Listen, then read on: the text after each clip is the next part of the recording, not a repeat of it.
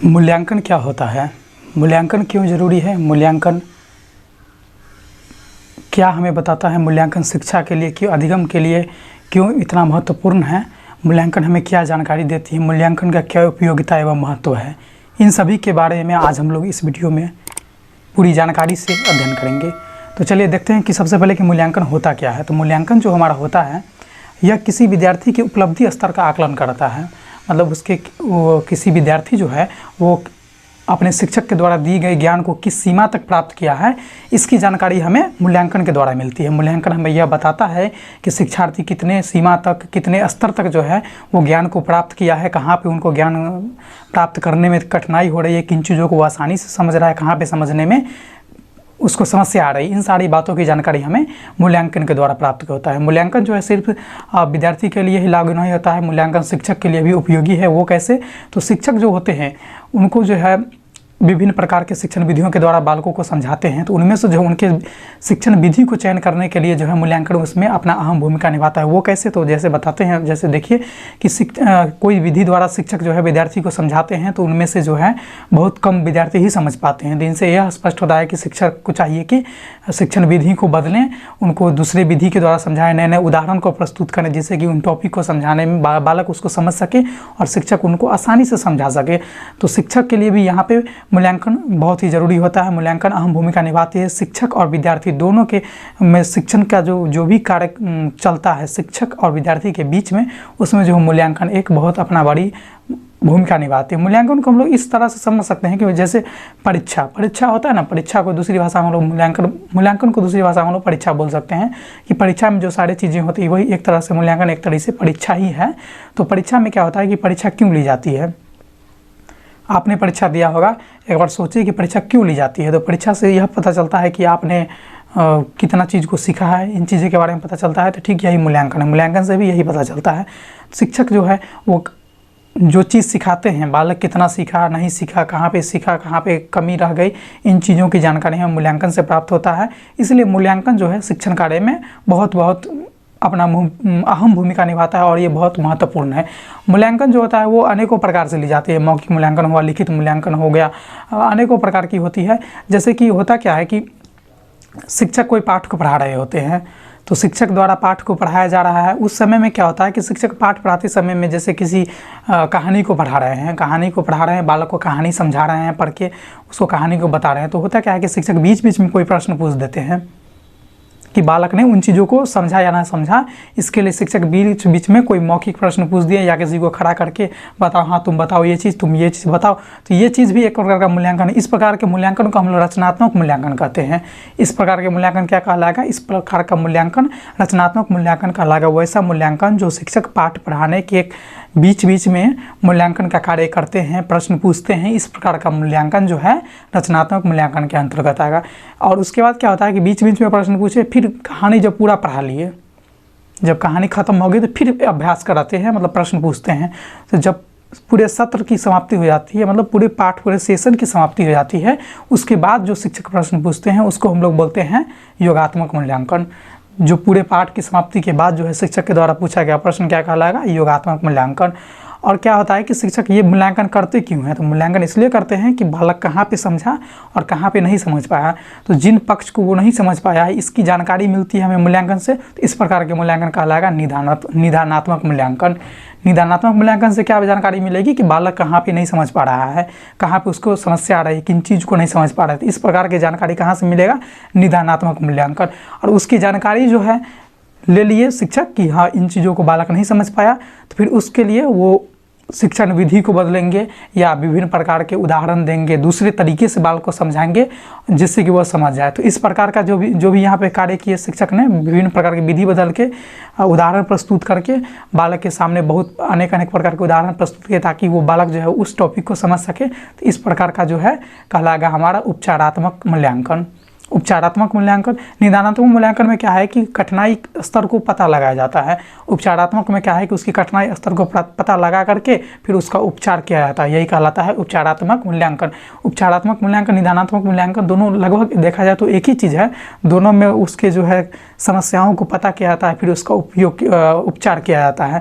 तो समस्याओं का पता करके फिर उसका उपचार किया गया, इस प्रकार का मूल्यांकन जो कहलाएगा वो उपचारात्मक मूल्यांकन कहलाएगा।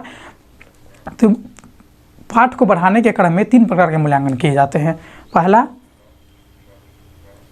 पहला होता है हमारा रचनात्मक मूल्यांकन, दूसरा योगात्मक मूल्यांकन और तीसरा है निदानात्मक मूल्यांकन। रचनात्मक मूल्यांकन वैसा मूल्यांकन है जो पाठ पढ़ाने के क्रम में शिक्षक अपने शिक्षार्थी से प्रश्न पूछते हैं। योगात्मक मूल्यांकन है जो सत्र की समाप्ति के बाद यानी पाठ खत्म हो जाता है उसके बाद प्रश्न पूछते हैं। और निदानात्मक मूल्यांकन है कि बालक को जहाँ पे समस्या आ रही है उसको वहाँ पे खोज करके निदानात्मक मूल्यांकन बताता है कि बालक को इस पक्ष में समस्या है, यहाँ पे समस्या है, तो उस चीज़ को बताने का कार्य कौन करता है? निदानात्मक मूल्यांकन के द्वारा उन चीज़ों को पता लगाया जाता है। तो यही हमारा मूल्यांकन होता है। और मूल्यांकन होता है, देखिए मूल्यांकन को क्यों किया जाता है? सबसे पहला प्रश्न मतलब कि सबसे महत्वपूर्ण प्रश्न है कि मूल्यांकन जरूरी क्यों होता है? कोई चीज़ को हम कर रहे हैं तो उसका कोई ना कोई उद्देश्य होगा, कोई मकसद होगी, तभी तो उन चीज़ों को लागू किया जाता है, अपने पठन कार्य में लागू किया जाता है। तो उसका उद्देश्य क्या होता है? सबसे पहले चीज़ ये होती है। तो मूल्यांकन जो है बालक के प्रगति स्तर को बताता है। समय समय पर क्या होता है कि बालक में कितना विकास हो रहा है, उसके स्तर में कितनी वृद्धि हो रही है, कहाँ पे गिरावट आ रही है, कहाँ पे कमी आ रही है, किन चीज़ को बालक समझ रहा है, कहाँ पे उसको समझने में समस्या आ रही है, इन सारी चीज़ को जानकारी जो है वो मूल्यांकन के द्वारा पता चलता है। तो मूल्यांकन के द्वारा इन चीज़ों की जानकारी पता चलती है, जिससे क्या होता है कि शिक्षक को उन चीज़ों को सुधारने का अवसर मिलता है। उन जो चीज़ों को देख लेते हैं कि यहाँ पे समस्या है तो शिक्षक उन चीज़ों को मतलब कि उसको सही करने का प्रयास करते हैं। तो इसीलिए जो मूल्यांकन जरूरी होता है ताकि बालक की उपलब्धि स्तर का पता लगाया जाए, साथ ही साथ जो है उसके जहाँ पे कमी आती है उसको भी सुधारा जाए, इसलिए मूल्यांकन की जरूरत पड़ती है। यही मूल्यांकन का महत्व होता है। सबसे मेन महत्व ये होता है, उद्देश्य मूल्यांकन करने का यही है कि बालक की कमी को पता लगाया जाए, वो कितना सीख रहा है, नहीं सीख रहा है, उन चीज़ों को पता लगाया जाए और फिर उसका उस ढंग से उसको सुधार किया जाए। यही मूल्यांकन का मेन उद्देश्य होता है। मूल्यांकन से सिर्फ इतना ही नहीं होता है, मूल्यांकन से ये भी पता चलता है कि बालक के, एक तो ये पता चला है कि बालक की उपलब्धि स्तर क्या है, इसकी जानकारी मिलती है।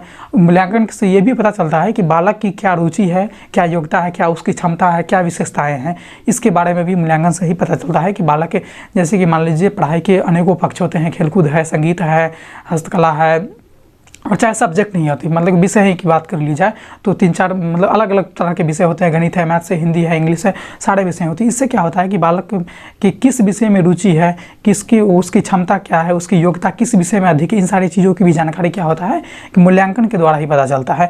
मूल्यांकन जो है सिर्फ बालक के ही विशेषता को नहीं बदलाता है, बालक के ही गुण क्षमता को ही नहीं प्रस्तुत करता है। मूल्यांकन जो है वो शिक्षक की सफलता, उसकी कुशलता को भी बताता है। वो कैसे?